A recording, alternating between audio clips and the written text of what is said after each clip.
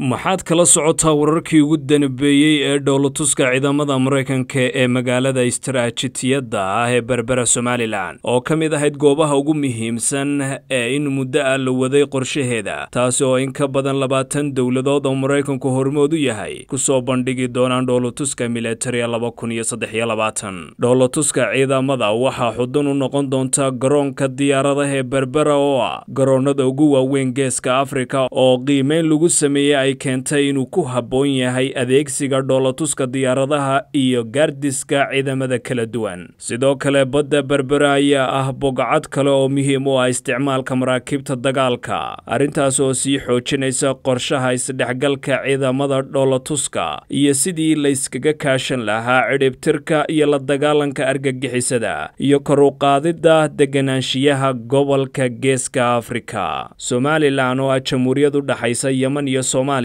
oo ay ragaadiyeen colaado sokeeyo oo horseeday in ay ka dhashaan xaalado bini'aadantinimo